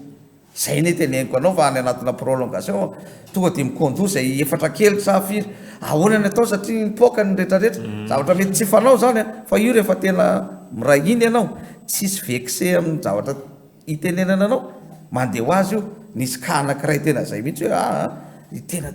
izana ihany satria afaka le izy efa savoritaka daholo kondo kely hoe zao ndray ny atao mety nety le izy dia nety fa raha tsy nety zao le izy lareo zao nareo tsy maintsy mandray risika foana ianao amin'ny zavatra rehetrarehetra zay karakarainao resaka rakolona zany milaminy rakolona afaka miteraka kely hoe za manampy an'izay any président ohatr'izay tsaroantsika tokoa fa tamin'ny match nataontsika tamin'ny Kenya tena hitako hoe tena tao anatin'ny fo ary tena hoe dans le bain tanteraka ny staff sy ny joueur tamin'ireny hitantsika fa za ngamba nipetraka teo amin'ny seza aloha teo fa rehefa tonga demi ny mi-temps faharoa tao anatin'ny prolongation niala teo fa lasa niantso an'zareo rehetra ny kondo zay hoe ahoana ny tokony atao fa ohatr'izao le match ohatrany karazana hitantsika fa mitovy lay longueur d'onde niaraka tamin'ny coach Roro rehefa avy eo satria zay nahita fa tokony anala ny fely satria hoe tsy nanana n'lay énergie tsoa izy efa tena reraka izy dia napiditsika ny ataka anankiray iny zany hoe midika zay fa le kondo tafapaka tsara ny amin'ny entraîneur zay le teneko hoe firaisan'ny rehetrarehetra ao anatin'le baolina kitra no mahalasa antsika tahaka izao fa raha samy mitsipakitsika fa nipaka ao anatin'ny fitantanana na ozy ny taolo malagasy hoe tsy fampitsipaka ataon'ny valalakarina dia lasa manjary tsy mandroso tsika zay na nitanako mandrakariva hoe andeotsika iroso efa mandeha amin'ny tokony ho izy ny baolina kitra eto Madagasikara na fitantanana io na ny mpilalao dia mino aho fa angamba ny rehefa miaraka foana tsika tahaka izao dia mandroso foana ny baolina kitra fa ny tondrako anazy fotsiny ny Barea aty amin'izao fotoan'izao aty Maroka dia vonona tsara hiantrika le match amin'ny alatsinainy fa mino aho fa angambany rehefa mikondo tsara koa ireo mihaino tsara ny mpitatana ihany koa ny coach ary zay koa ny sorako ny coach Corentin izy koa tena mihaino izy ny torohevitra zay ataonao fa tsy mijery izy hoe ihanina na ihanina ohatran'izao tsy tiako fa tena henony daholo ny rehetrarehetra ary mandeha amin'ny atsakany sy andavany zay manarak'izay angamba ny tena anisan'izay sao dia adinony fa anisany nampiakatra avoleta amin'ny baolina kitra ao Madagasikara ihany koa zay sorako mandrakariva ny filoham-pirenena hoe ireo fanamboarana kianja ireo anisan'ny félicité-ny filohan'ny FIFA hitanareo le hivoaka teo iny dia niteny hoe bon courage votre président satria nanao an'ireo kianja be dia be manerana Madagasikara ireo ny fitondram-panjakana dia anisany ary jereo tamin'ny farany teo tamin'ny coupe de Madagasikara fa nerzy kosaka tsy naresy an'ilay 3FB ny Tuliara le joueur anankiray avy any Fort Dauphin hitanareo zany fa tena miakatra be le niveau any amin'ireo terrain synthétique zay namboary fitondram-panjakana ireo zay ny anisany anankiray koa mampiakatra ny osanina antsika io satria afaka mitily tsara n'ilay joueur zay milalao ny tapis sy ny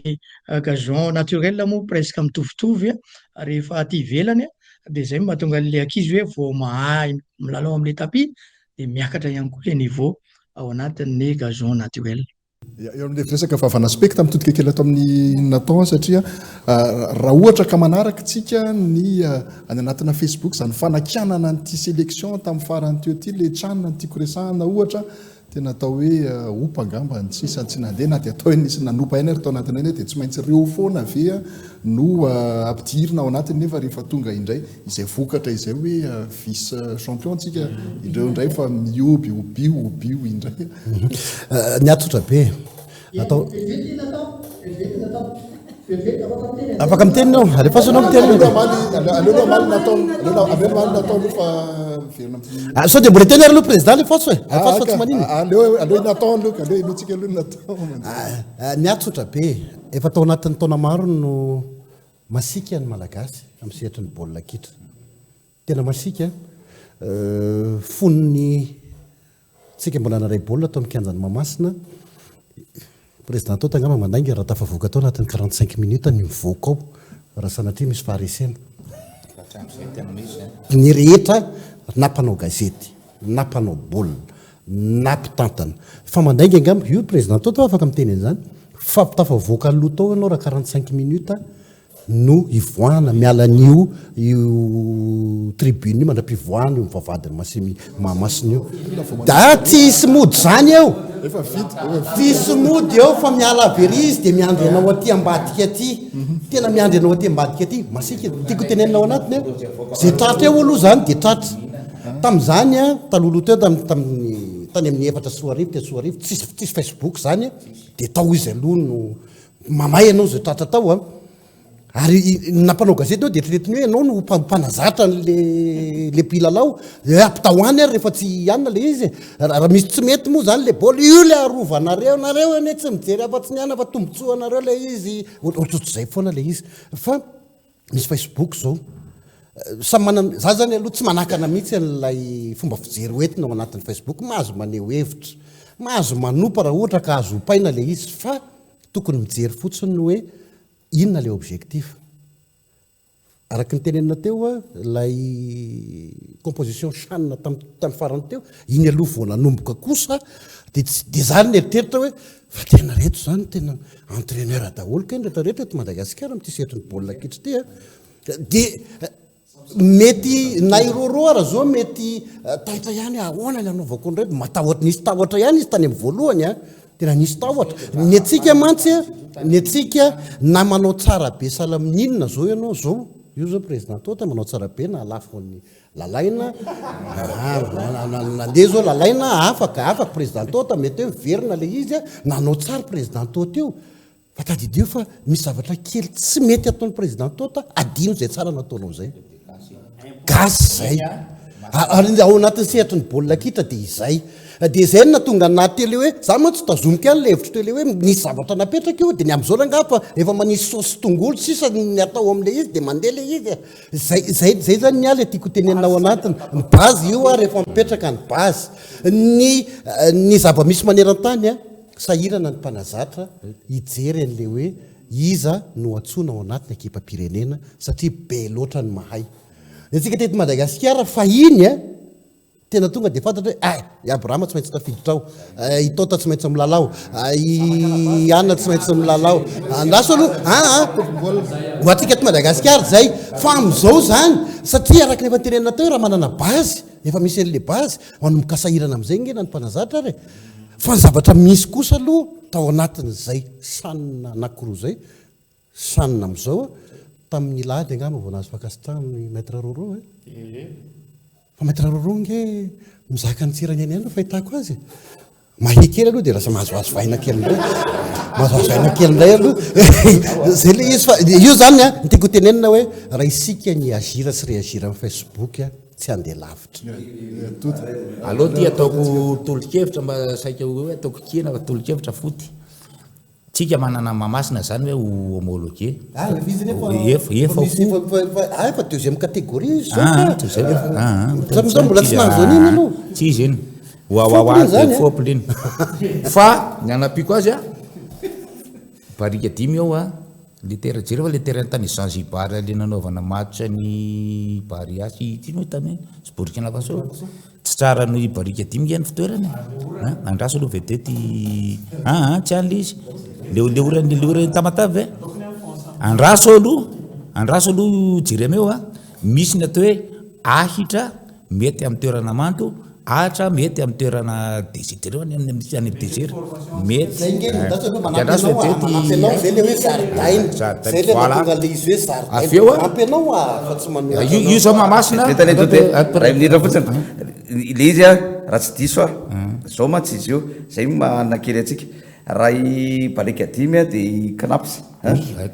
azo amboarinareo afahana mandray any matsa tsy voate ny sanina ny final sy ny kanina no tsy azo raisina amina terrain synthétique tsy diso fa tsika afaka mandray an'ireny matsana éliminatoire reny amina terrain synthétique dikan'izay tokony hoe manana solution fontsika latsomologuer deuxième équipe zao tokony elze koa zany tokony milalo atao manana zany tsika terrain roa na telo tokony hoe mifantoka misy hoe olona manao an'izay koa zany ao anatin'le izy fa tsy hoe iandry amin'ny mamasina tsika tsy maharitery ane ty ahitale vokatra ao anatina fotoana fohy dia hoe amboary le izraha tokony hotsapatsika amin'izao fotoana zao zany tsika vao atao hoe manomboka ndray taitra zany zao le ampipon'ny malagasy ao ihany koa ny ampipon'ny mpitondra tenitsika hoe kely mety hoe mbola kely le vilara oarina amin'ny hafa fa za miteny anareo manomboka izy io fanomboana zany ny atsika io satria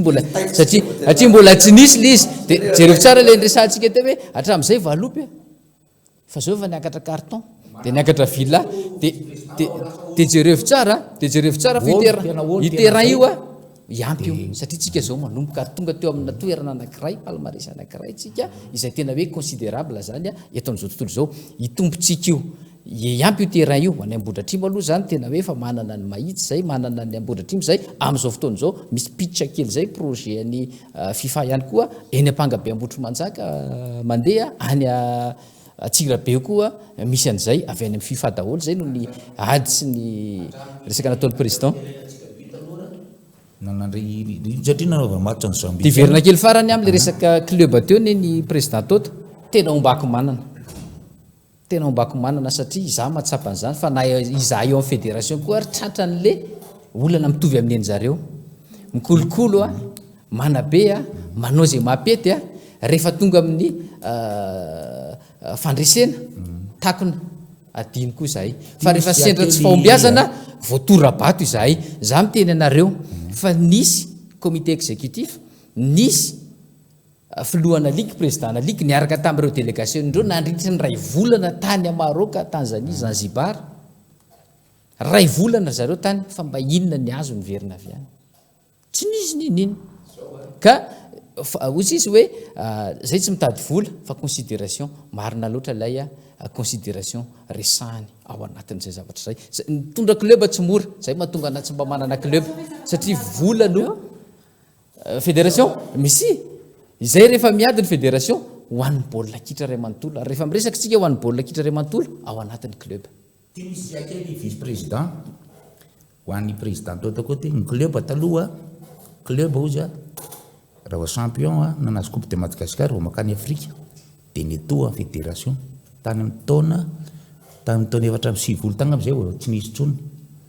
dia avy eo izay nazo ny super coupe netoana dia avy eo io lasa ny anto teny io zay teninao zay hoe mba miangavy re na ho an'ny fédération na ho an'ny fitondram-panjakana ho an'ny équipe zay misolo tena Madagasikara ny ivelany mba tokony raisany fanjakana zay ny tokony izy fanjakana tanana mihitsy ny isan'ny tao anatin'ny budget io mafy be io lasa concentré any amin'le fitadiavana frais sy fiatoana le fa tsy concentré tsony any amin'le nampalahelo anaty tamin'izay nandeha ny isorako zany lam fa ohatranao raha mihainao an'le Facebook resanao tsy nahazo kianto CFFA raha nihaino Facebook fa zao CFFA apetraky ny filondray ny vato fototra ho an'ny tribune no ny vokatra azo tamin'izany manamboatra terrain ao anao terrain ve ho anadorana fotsiny le olona mpanohatra mihitsy zao no tena milalao imbetsaka amin'io kianjo io zany hoe anao amin'ny maha sportif anao tsy mitazona fo fa rehefa samy eo fantatrinareo ihany io le araina noratanao raha mise dia milalao tsara ianao mazahofiany ka raha izay netitsika hivoatra hoe Facebook no efa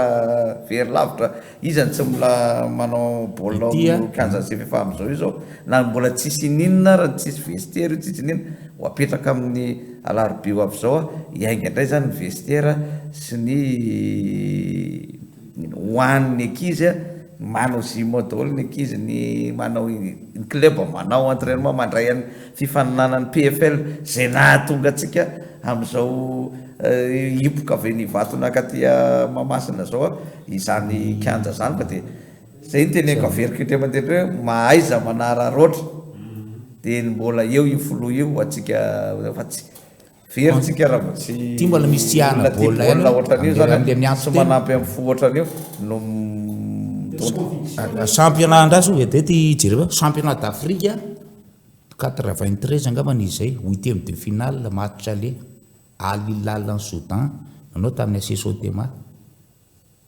naresitsika taiko zay koatra ny 2-0 vita ny baolina forfait général Madagasikara tsy manana le vola naovana match retour lasa ny Al Hilal nefa le coupe d'Afrique avy eo resitsika 2-0 izy le eritreto zay zany mety fahavoazana eo le fandraisana ndraikitra fandraisana tanana tsorona aloha zany fa raha va miresaka sehatra iraisam-pirenentsika dia efa tsy vita ny fédération irintsony fa eo le fandraisana ndraikitry ny fanjakana ka eo le zay resaky président tota zay hoe araroty dia ny mbola misy filoham-pirenena tena mazoto miinvestir ao anatin'le fanatanjahantena dia ny mbola zao koa izy taitra miaraka am'le fitiavana baolina sy ny ampom-pirenena andao tonga dia zao fotoana zao ny fotoana anankiray tena tsy hoany le bary igny le fahavoazany zay zao tsy mijery baolina za zao didiko 0 terrain tsisy za hoe atao Mahamasina efa vaky terrain naovana foty nga ny club gasy ireo nga tsy hoany manofa baolina 2027 sanina dia eto ndray mamerina fa efa niteny anio antany aloha tsy haiko na fandaranareo na fandaranareo fandaranareo dia zao anereo dia efa toanana reto tsy mijery match direct zay rehefa hoe any amin'ny inona izy vao toanana dikan'izay zao zao tsika dia manentana ny rehetra ndray aty amin'ny mahafolohan'ny CFM nananasanareo ana apodikopy eto tsika miresaka na amin'ny orinasa na amin'ireo vahoaka rehetra ity moa vao vahoakanao irina kely dia efa nataoko foana indra zalo na ny rehetrarehetra zay tokony hanoana ny technicien rehetra misosikevitra rehetra zay atao ahafahantsika miatrika an'izany inona ny style na championnat tokony atao inona ny zavatra tokony atao zany no tokony fanampiana vitan'le zao koa matsy le izy tsika zao miresaka fotsiny hoe tokony ale retour 16 club fa ianao nga le président le club hiala vola amin'io mivory zay dia hoe aloha le simple zarao roa any io satria zay miena le vola fa raha ohatra misy hoe vola mipetraka ohatra zany hoe transport le club efandraisana tamin'ny président moa zany mino fa hiditra amin'izay tsika izay ne le hoe za tsy mametsiny an'le olona sasany tsy fatany tsara ny lanjan'le hoe filohana club tonga teo Mahamasina ny filohana club za mbola any anaty avion dia mipetraka eo amin'le seza orange io mipetraka amin'le seza orange dia nroan'le tompona andraikitra teo efa izy nareo dia filohana club erinareo satria tsy fatany azonareo tsy ampiserasera ane zany ahoana tsy hitenenako hoe raha vaky le club koa dia aleoko mba mitsotsotra ohatrano tsisy ajany tsisy neny tonga dia nanazava tamin'le olona hoe reto le filohana club azony dikan'izay mila azavaina tsara eto amin'ny tanàna hoe inona ny tena andraikitinina dia iza ny tena miandraikitra an'izao dia iza miandraikitra an'izao fa itsika mandingana tonga dia aty mampalahelo le filoham-pirenena naka ty miteny anareo tsara ny hoe godasy ve ny andefa godasy any aminao amin'nytsika ne président tsika rehetrarehetra zany nanao inona itsika zany nanao inona fa raha tsisy anazy netsika ne président adiny foana fa ilay vary masaka atao anaty vilany iny mbola nisy nambolena tary amin'ny tanimbary aloha mbola nisina ke tsiny zay vao masaka zay vao voky adina ny zavatra tsikaritry koa fatany aloha azafady aloha sibela aloha mentsika fitenenany président satria mbola maika hamonjy fivirina kely izy dia tsy maintsy mentsika fitenenana kely malagasy président Alfred tsisy vola sady amarana ny fandraisam-pitenenana ihany koa ianao azafady raha maheno anay ianao ya ngambany oetry kely tamin'ilay point anankiroa zay faraparany teo par rapport amin'ilay hoe fa maninona barikadimy fa maninona ny knaps votovorona no tsy homologena fa reny mety ahafahantsika manavitra antsika ihany koa somaro sarotsarotra kely ataontsika hoe mila fotoana moa zany fa tsy hoe sarotra azo atao foana ny manamboatra an'ireo fa misy zavatra mbola tena marobe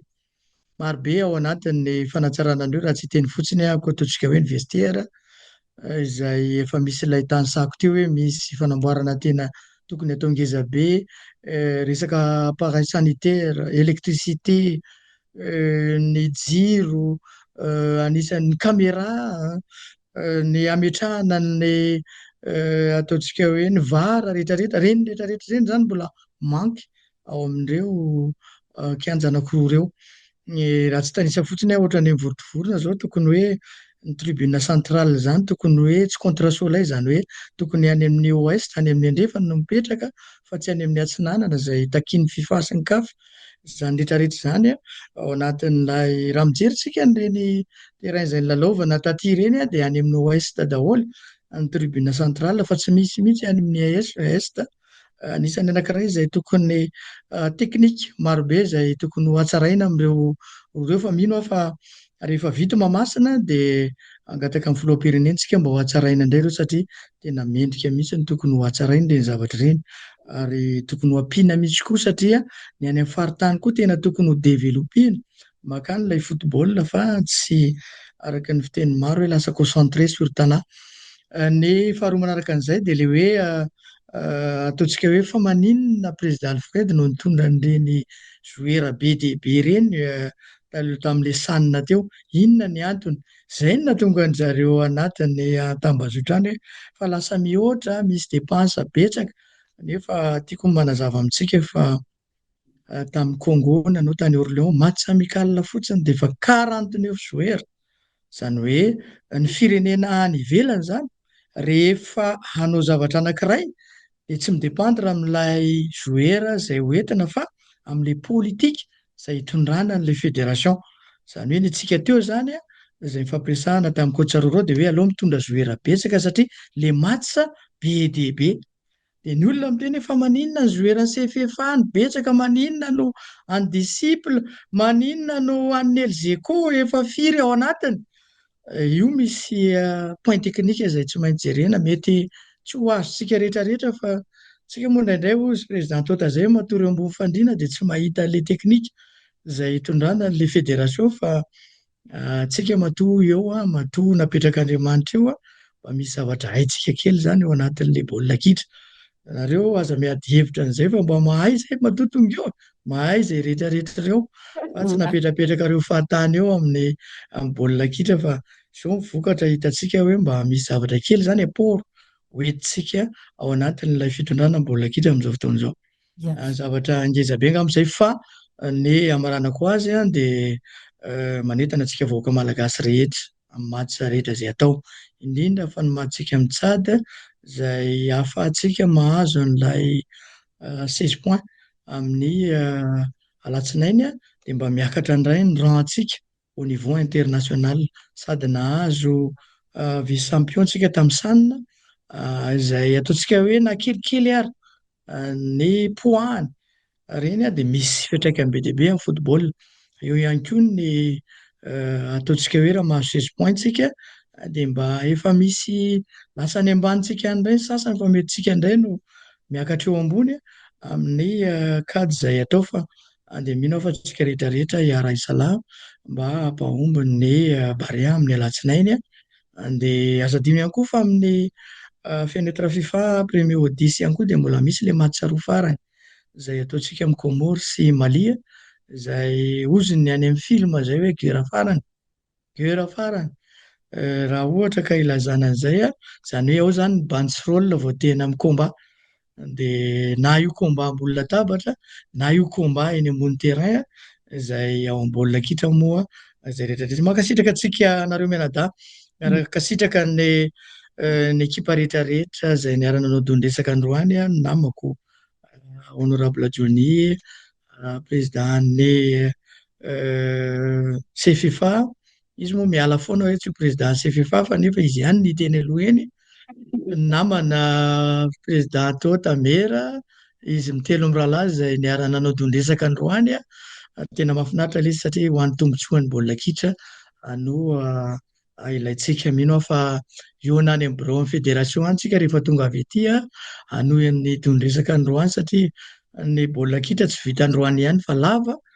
ifanampitsika izy io rehefa mifanampy rehetra rehetra fanampy vahoaka malagasy fanampy fitondram-panjakana ray manontolo fazadino teny filohan'ny FIFA sy ny CAF mandrakariva dia ny hoe rehefa ny fanjakana no miaraka sy mifanampy amin'ny fédération dia misy fahombiazana foana io taratra ny fahombiazana zao ataontsika ny ataontsika hoe ny frantsay ataontsika hoe ny allemand ny ataontsika hoe ny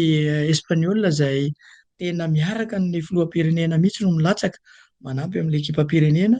dia misy vokatra foana misokatra mino fa Madagasikara tena ho lasa lavitra tsy ilay ataon'ny olona hoe le petit pays intsony Madagasikara fa grand pays du football manomboka izao ary atahoran'ny firenendehibe rehetra ny football à Madagasikara satria tenen'ny filohan'ny FIFA hoe les petits brésiliens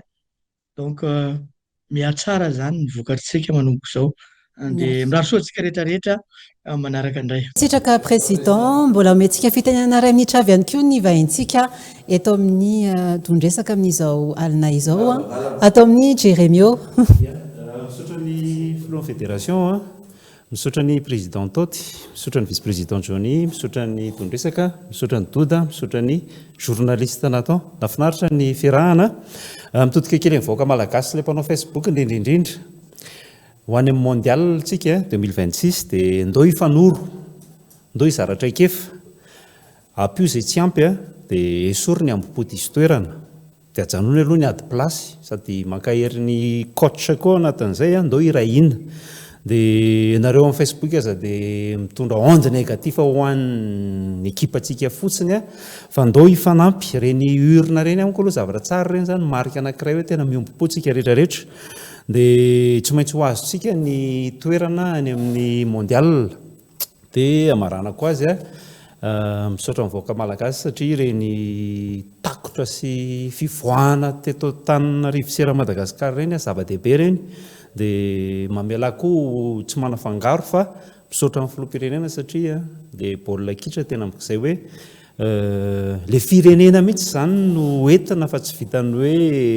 fanatanjahantena sport tsotra le izy fa ny football le raha tany tena manana ny toerany sport roi izy teo dia mankasitraka antsika rehetra dia mirary soa tsara ny don-dresaka androany. Ya, natao ny atsotra be tonga dia raisiko amin'ilay lalao atao amin'ny alatsinain'io ilay rapitso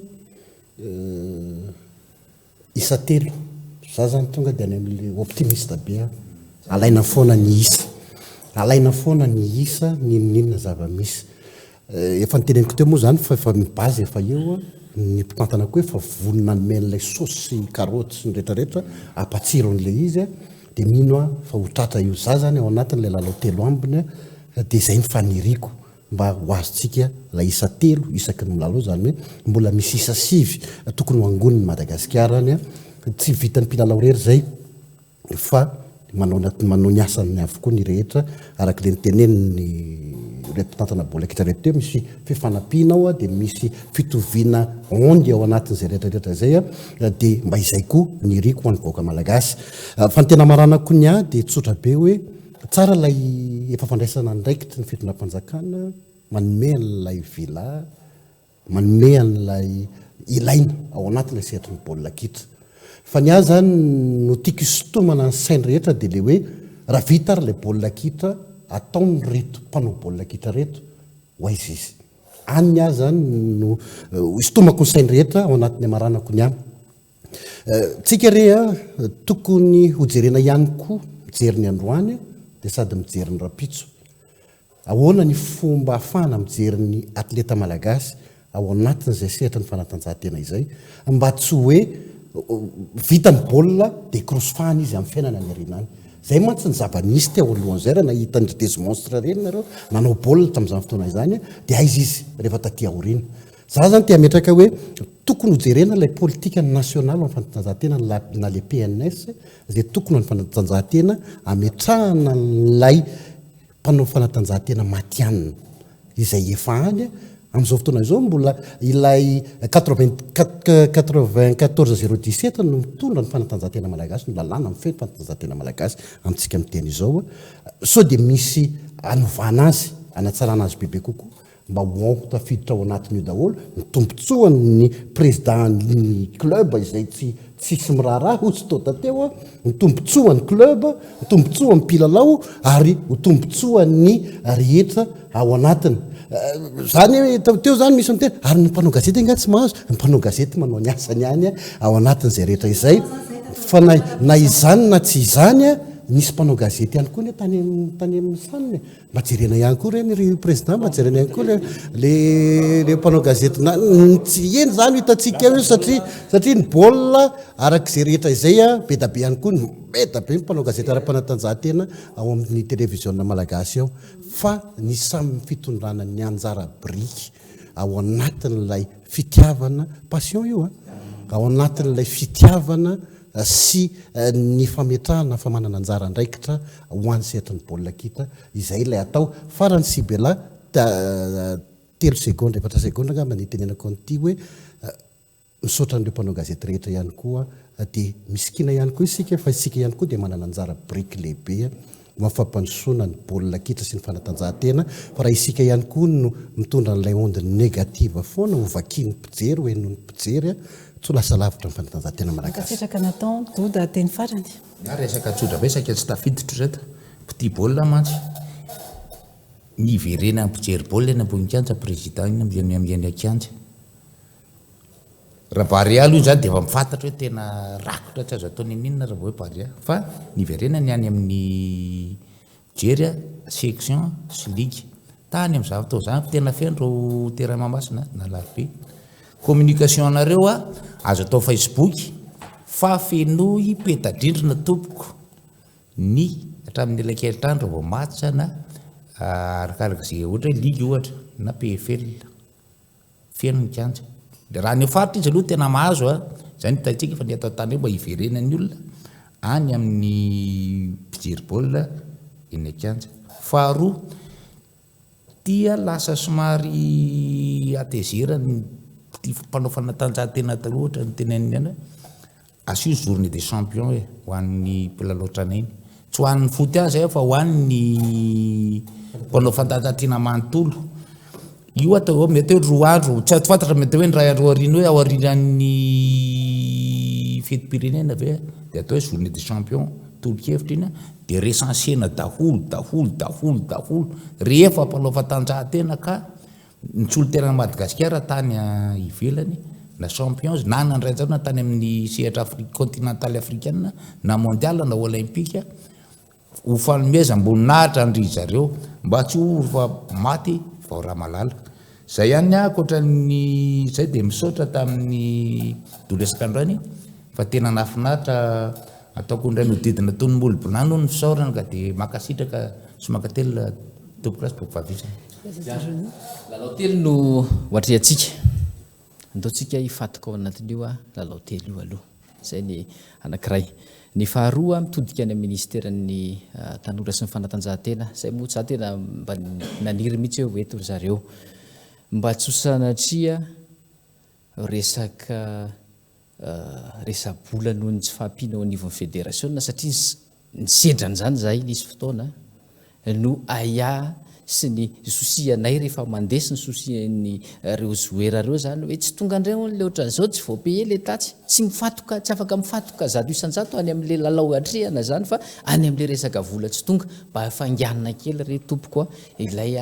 communication eo amintsika zany anankiray faharoa resaka baolitsika de efa maninona ny sport sasany zay nge nilavana an'le ministera nilavana le ministera neka tetezana anankiray ampifandray an'le fanatanjahantena sy laya mpitondra ilay filohan'ny repoblika efa nampiseho ny volonté an'io nampiseho ny fahavononana izy fa tsy hoe ny pitsopitsony-javatra rehetra madinika any tsy voatery ho fatany anjara ministera no mitondra an'izay makany amin'ilay filohan'ny repoblika mba hahafahany manampy fa raha tsy miteny le ministera hoe misy an'izao monsieur le président misy an'ity koa zao ny importance an'ity zao ny porté an'ity zavatra tya dia afaka mandray andraikitra le filoha fa hitantsika izy hoe rehefa hitan'le izy hoe tena miroborobo izy tya dia manohana izy ary za miteny hoe fitomboany ihany io fa mbola ongeza lavitra noho io ny zavatra isy eo rehefa mirositsika fa za tena mangataka an'izay ministera hoe ianareo no vovoniny adiny lohany nareo no tetezana mampifampita ny fanatanjahantena rehetra makany amin'ny filoham-pirenena fitantanana amin'ny firenena tsy sport ihany be da be ny zavatra iasan'ny lohany noho izany ianareo ministera ny tena mila mitondra an'izay teny zay any aminazy dia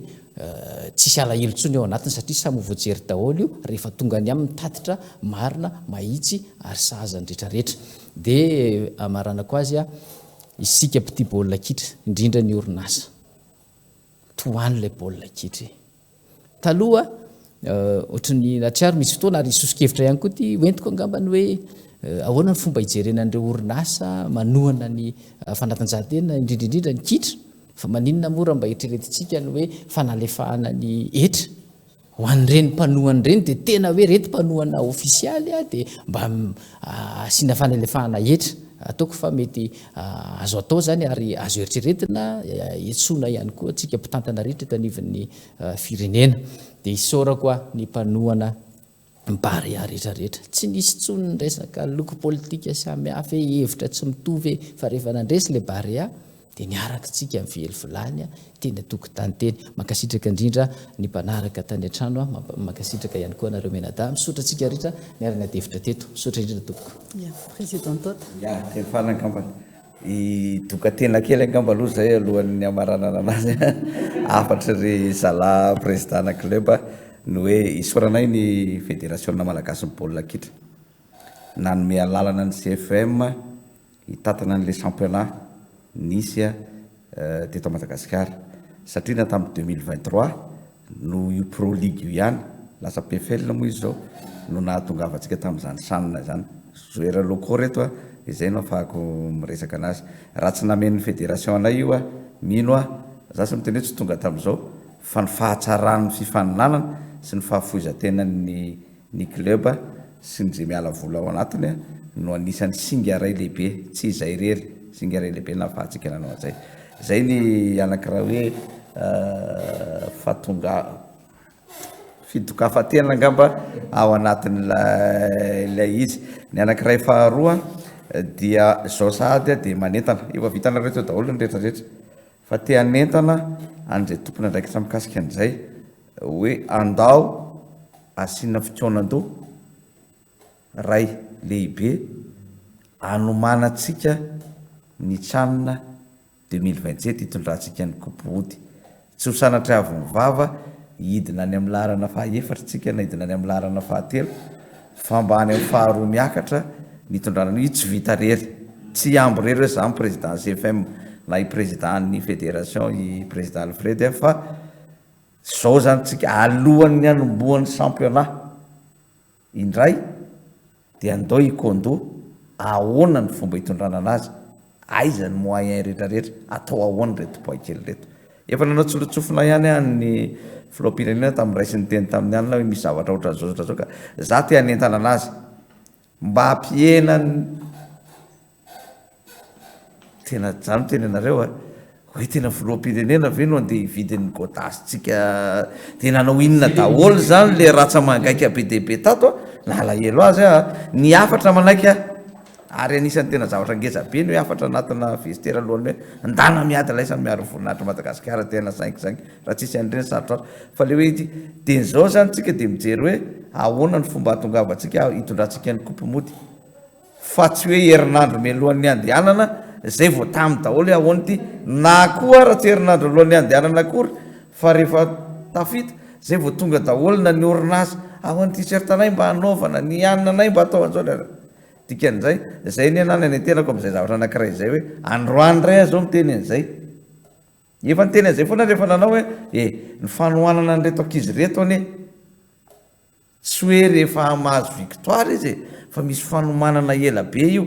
de androandray miteny an'izay androany alahady de tadidio zay teniko zay am 2027 oegnany mbo samy velona iny raha tiatsika azo vokatra tsy ampitaitainana zao tsika de manomana misy dikany ane ny bourse tenen'ny président iny fa ny fanatanterahana n'iny fotsiny sarotra satria hoe izy ary le olona ho alaina de zao fa tokony hoe zay le hoe dinihana satria koa ny filohan'ny repoblika tsy ny baolina kitra rery no eritreretiny mety misy olona miteny anazy zany hoe zao ny atao de mieritreritra kely izy de zay ny atao fa raha baolina tsika na tsy mieritreritra ny baolio anatin'ny ray andro mety ho sarotra dikan'izay tokony isy fikeonandoha kely amaritatsika hoe inona ny tokony atao na au niveau ny fédération na au niveau ny CFM na au niveau ny ministère na au niveau ny présidence na au niveau ny orinasa de jerentsika hoe inona ny tokony atao afahantsika amin'ny raha zay fa ny rarina za mihitsy manantena raha izao fandrosony zao miaraka amin'ny président be sanjila be anao mondial tsika ary teneniny vavany io de mino fa ho tanteraka zay ary zay ny fandrindretra ary io tsy azo raha mbola ao anatina tsy firaisaka iny mampalahelo ny retiny hoe aorina ny telefônina n'le boaikely zavatra tsy tokony hitranga zany satria maninona isika gasy any no manenjika anazy eo ela ry daksa zao ela zao nefa le bandikely no mijery an'izy anao maty izy raha pitso maraina aorina io aorina io telefônina io mba tsy hijereny an'le amakiny an'le izy nefa le zavatra sarotra zany fa aleotsika mirahina fa raha manao mondial tsika de ho hitanareo ny fiovana ngeza be na ho an'ny baolina kitra na ho an'ny firenena mankasitraka atsika ya mamerina hatrany fisaorana anareo vahiny tao anatin'izay tondresaka androany izay na teto an-toerana na ihany koa ny président ny FMF any Maroc any dia mankasitraka ihany koa ny Nescafé izay manohana ny fandarana tondresaka ny mpampiakanjo ny tenako Kate Myrène dia manome fotoana antsika ho amin'ny manaraka indray alefa Barea veloma tompoko